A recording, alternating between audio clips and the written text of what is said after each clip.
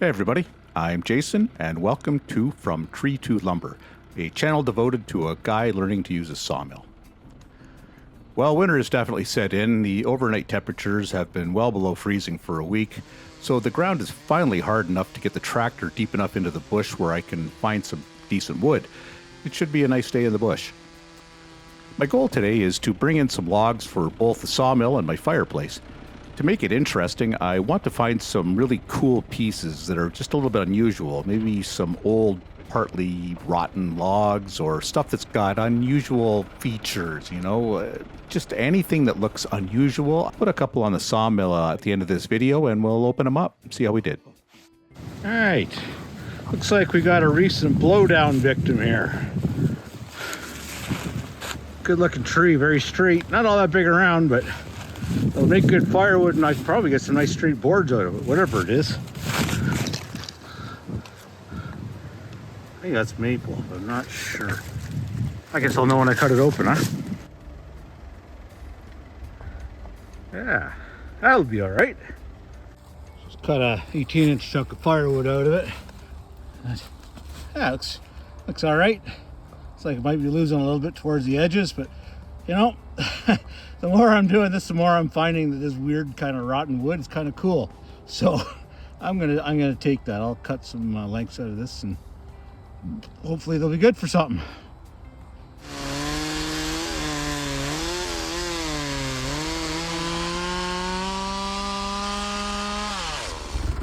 All right, so check this out. As probably most of you know, I'm about a year into this sawmill thing. I've been watching a lot of videos on interesting figure and all this kind of thing. So here I am out in my bush, and check this out. This is two branches, trees growing side by side, and they've intertwined in a few places. I have no idea what that will look like, but it's got to be cool. So I've left a couple of feet on each end, and I'm going to be very careful and try to get this thing in intact. If not, I guess it'll just fit back together, right? So check this out. Hey, it's really spalted too. It's kind of a cool little piece on its own right there, isn't it? I'm going to try to harvest that too.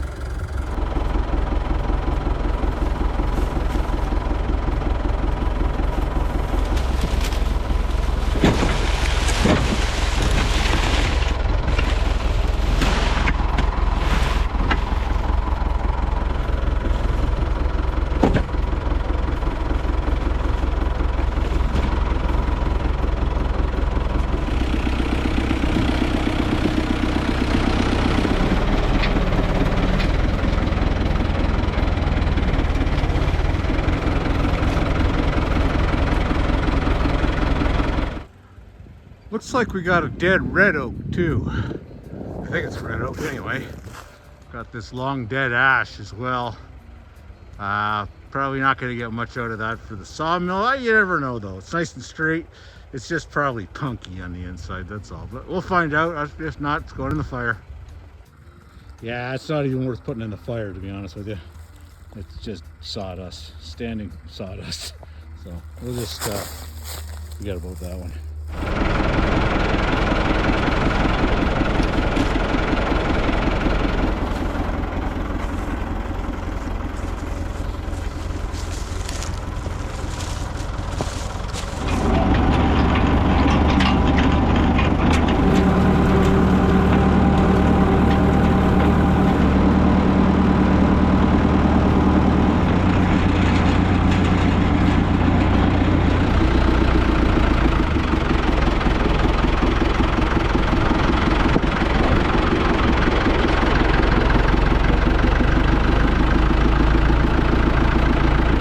Like we've got ourselves another dead something or other.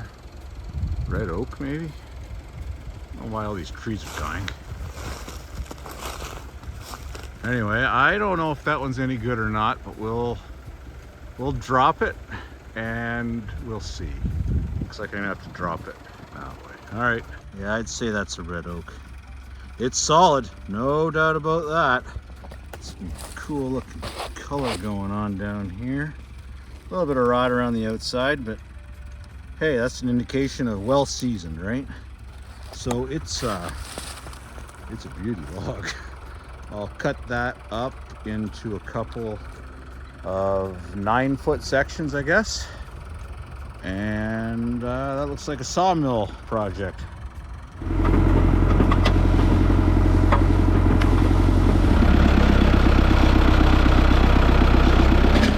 Look at this old beast. This just fell down in the last couple of weeks in a windstorm. I mean, it's been dead forever, but I don't know what it is. If I had to guess, I'd say it's an old white oak. But I don't know if there's anything point to cutting that up. Firewood, I guess. It is useful. It's a beautiful piece of wood. I'll cut a branch off and see if I can. Well, I'll see if I can identify it from the bark. Kind of looks like white oak, but God, I don't know. It could be black oak. We have black oaks here too. Anyway, I'll cut a limb off and see. I'll cut that one off right there. There's a cross section. I think that's a very old white oak. I don't know, but this branch, look at this thing. That thing's got character up the wazoo. Like, that's a Lord of the Rings thing. I'll play with that one. I'm not sure what'll come of it. Okay. Got me another dead, I don't know, tree, something or other. I don't know. It's dead, so either it's sawmill fodder or it's firewood. That's what I love about this. You can't really make a mistake. I don't know. We might have ourselves a dud here. I'm going to take this piece in just on the off chance, but it looks pretty rotten in there. So I'm not expecting much, but you never know. You never know. And I guess it'll make half-assed firewood. Dry it out enough.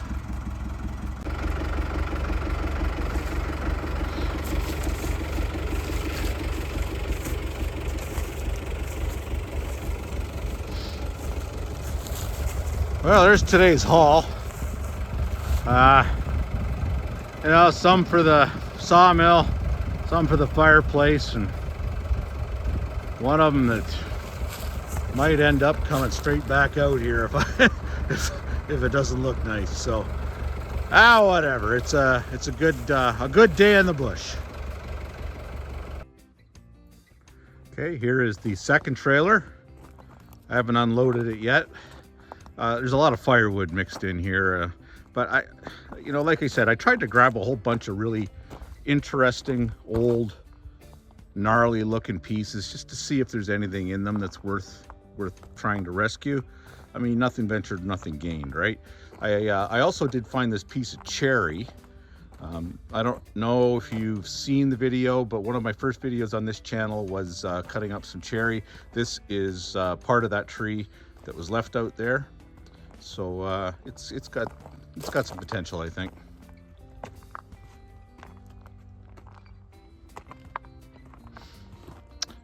When I ordered my OS18, I also got an extra set of tracks. So my total cutting length is, I think, 12 feet 4 inches, or in that area anyway.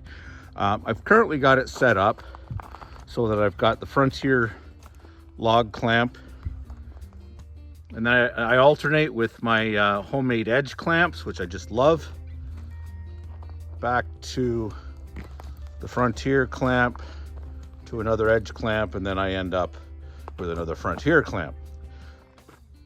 With that setup, it's kind of easy to cut logs to about 6 feet long. So it's 30 inches between the bunks. So 60 inches or 5 feet between the centers of 2 bunks and the 2 clamps.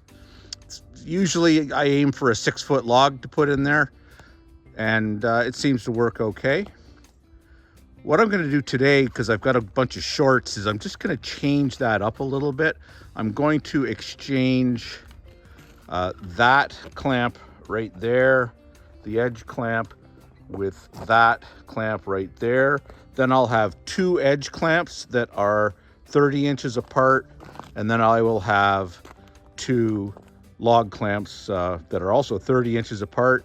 And then most of the wood that I've cut is in the 36-inch range, so they will be able to go on either kind of that station, if you will, or that station. So I'm going to do that right now and get ready, and then I'm going to cut these small ones up and see what we got.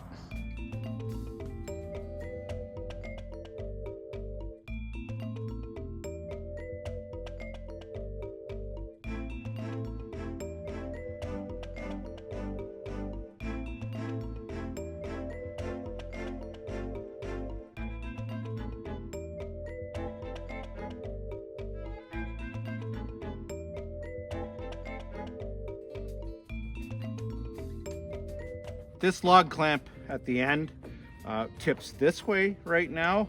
This one tips the same way. I want them to both tip into the middle so that I can clamp it, clamp the short pieces easily. So all I'm going to do, take this off, bring it over to this side, and then I've got her done.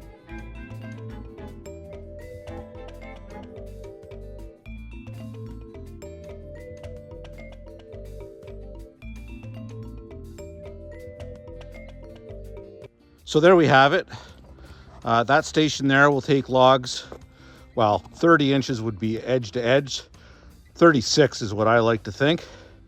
And then both clamps can lean in, catch it in the middle and tighten it. And then once I get it down to a flat edge, if I want to cut the other side, then I've got my edge clamp set up here. So I can just put it down. I'll use those stops there, tighten her up, and then I can take it off that way and get down to 1 inch thick. I don't find these clamps to be all that much fun to use when they get down into thinner boards. The board tends to walk up as the blade pulls it, so that's why I do it like this. I'm probably going to leave this one like this forever, and then I'll probably just switch these two back and forth every time I'm going to be doing shorts, which I'll probably just batch up. I like to batch things. I've picked through the wood collected over the last few days and cut out some 36-inch lengths to experiment with. I've chosen 5 distinctly different pieces that I'm particularly curious about. The goal here is to learn how to predict where there might be some interesting patterns and figures in the grain. The only way to learn this stuff is to experiment. I'm really a scientist at heart.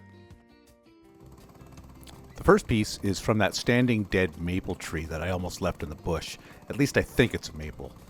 I'm cutting most of these to 4/4 or 1 inch thick, although that will vary depending on what I see. I've also chosen to use an old blade today, mostly because these logs are really dirty and I'm going to be cutting very close to the guides. It should be easy enough to make things out and see what I've turned up, so I'm not too worried about that.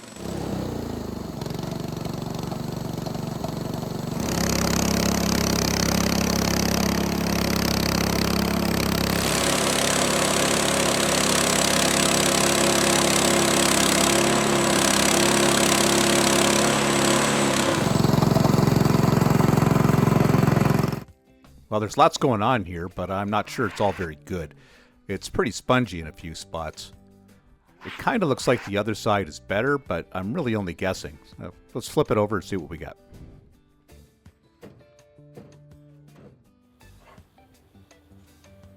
These homemade edge clamps are just awesome.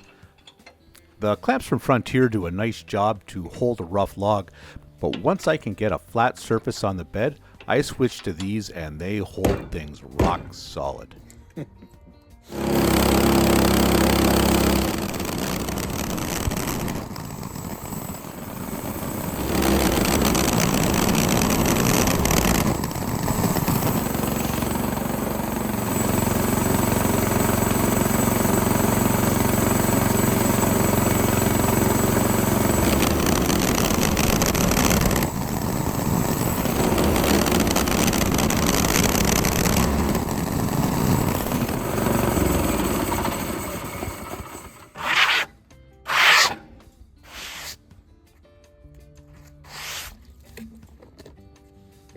Well, I really don't know if this is junk or treasure.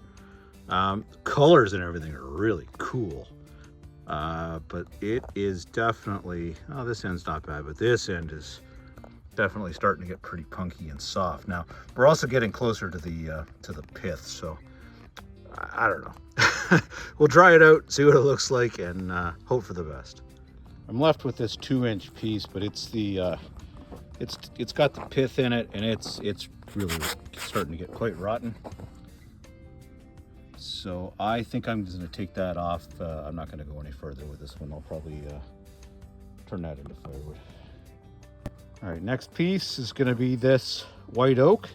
It's just a little limb, but it's got something cool going on here. You know, so I'd like to see what I can get out of it. I like white oak because it's got such a dramatic difference between the sapwood and the heartwood. It's really quite a beautiful wood. Hopefully I can get, I don't know, even if I just get 12 inches out of there, that would look cool. I'd be happy with that.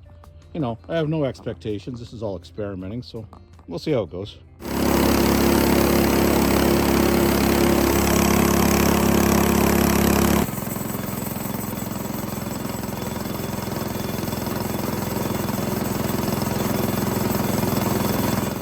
That's a good start. I think there's some potential going on there. What I'm going to do, these small logs are a challenge. I'm going to put this on the edge clamp side, this side down, because this clamping over here is rather precarious. I'm going to take, just like this, another cut kind of there, right, just so I get into the heartwood. And then I think I'm just going to split it right in half, right through the pith. And I know that's not good practice and all that, but this is any port in a storm, I have a feeling. So what I'll do is I'll do that, and then I'll let it dry out and see what happens. If it cracks, it cracks. But it's the part in the middle there that I really want. So yeah, you never know.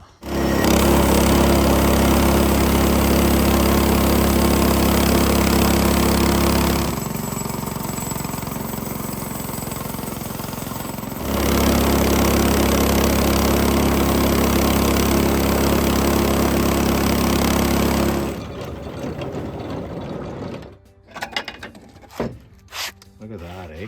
That's beautiful. That's what I was hoping to find. Very nice. Look at that. You know what? If I get nothing else today, that makes me happy right there. This is dark, man. It almost looks like walnut. I'm sure that's white oak. Cool. Very happy. I am not at all sure how to deal with the pith in these small pieces. So I am just going to leave this one thick like that, for now anyway. And I'll dry this one a little bit slower and hope that, you know, it won't check as much. Of course, I'll seal the ends and stuff. But even if it does crack, it's kind of gnarly anyway, right? So, give it a shot. But I don't think there's any point in cutting that thinner. Plus, it's going to be hard to clamp, so I'll just leave it. And you know, this was firewood. This came straight out of the firewood pile. So this little chunk came from the first red oak that I felled, the one that was starting to rot. It has some interesting markings on the outside, you know, alongside the woodpecker holes and some kind of fungus. This should be interesting.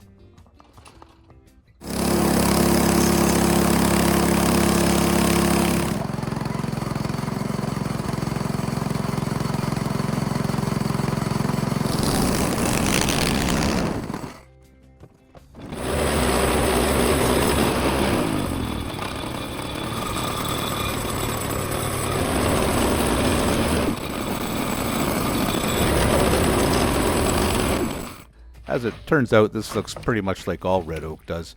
There's really nothing too exciting here. There are definitely some interesting swirls around those healed up tree limbs, but there's lots of rot around the outside of the tree, and I'd say this was probably best to be left in the firewood pile. I had to try. All right, next up is this old piece. I think it's maple. It's got lots of cool stuff going on. Old healed branches and gnarliness, and it's pretty heavy and solid, so I bet it's a nice piece of wood. The reason I think it's maple is all this spalting, but I mean, maybe other wood spalts and I just don't know about it. Maybe this is a piece of, I have no idea. But whatever, I'm gonna cut it up. It's gonna look pretty, I hope. And yeah, we'll deal with it.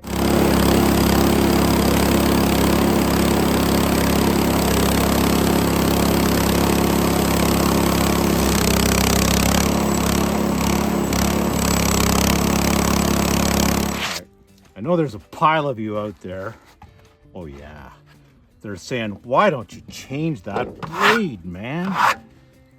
Well, I'm not gonna change it because I'm playing kind of fast and furious with these stops. And I've already hit one of these stops with this blade a while back.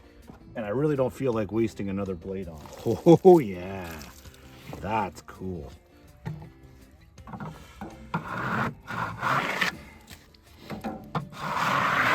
Yeah, that's cool.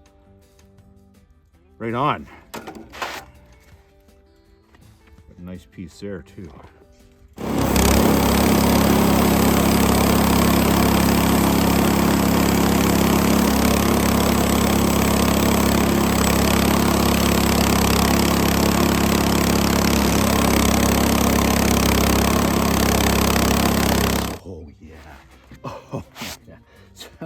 That's beautiful. So I cut this, wow, that looks great.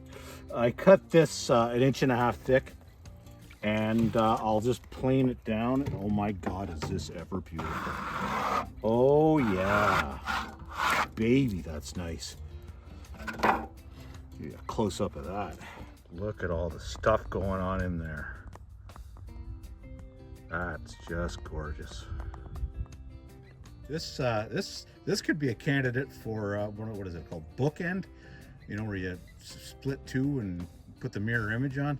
This is really cool looking wood. Yeah, I'll set those ones aside, that's for sure. Okay, so last but certainly not least is this branch that came off of that great big old windfall, what I think might be a white oak.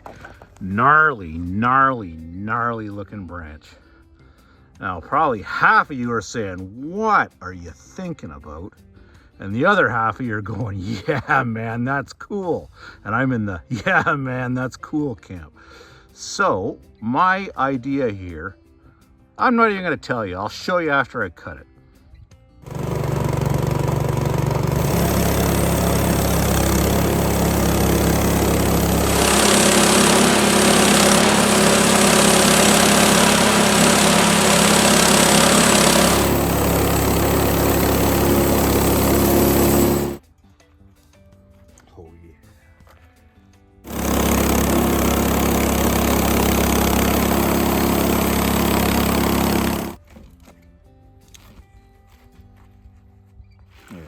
There. So that's the piece I'm actually looking for.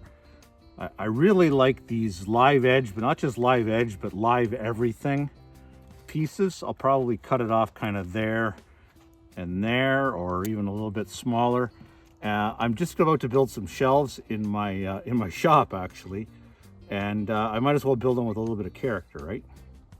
So that's the plan with these pieces, is hopefully to be able to get some kind of a cool shelf or incense holder, or I don't know what, but it's really cool. I just love these pieces. A lot of cool stuff going on in there. And I'm sure that's white oak. This is 2 inches thick. I'll leave it 2 inches thick. See what happens when it dries. It's got the pith in it, but again, this thing's probably been dead as long as I've been alive. So, I don't know. Nothing ventured, nothing gained, right? This is the end product for now. I've grabbed kind of a nice piece of each, but maybe not the best piece of each. I'm going to take these in and I'm going to dry them out in my shop, which has a wood stove that runs sort of a third of the time. So it's kind of hot, cold, but it's dry. So just to force them through so I can play with them. I'm not expecting to get anything too exciting out of this stuff, right? Like I just want something to kind of play around with, see what the effects are around the knots, and just understand how this stuff works. These are all the pieces that have a little bit of bark on the back still. I really like those for some reason. So yeah, I'm pretty happy with that. I've also got, of course, these two beautiful pieces I showed you earlier. I'm going to put those in my downstairs drying area. It's quite a bit more humid down there, a little bit cooler, and stuff dries really slow, which is good. It doesn't seem to crack as much. And then I've loaded up a bunch of the small pieces that I liked in here, and everything else is just going to go to firewood. Also worth mentioning is I did end up going back out and harvesting that spalted maple stump. I don't know what's going to happen with it, but it just looks so cool. I couldn't turn it down. So more experimenting. A lot more of these shorts with interesting kind of weird looking stuff in them. I've got this entire trailer is full of kind of weird stuff. You know, there's a lot of firewood in there, but in between the firewood, there might be some gems. And I've got a whole couple of bushes full of this stuff. So you're probably going to be seeing a lot more of these shorts. The shortcut, let's call them shorts. Yeah, smalls shorts.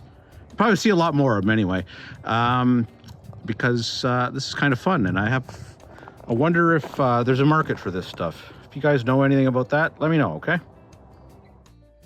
Okay, that's going to be it for this week. I'll see if I can choose a few more shorts, and if the weather holds up, maybe I'll cut them for next week's video. Thanks for watching.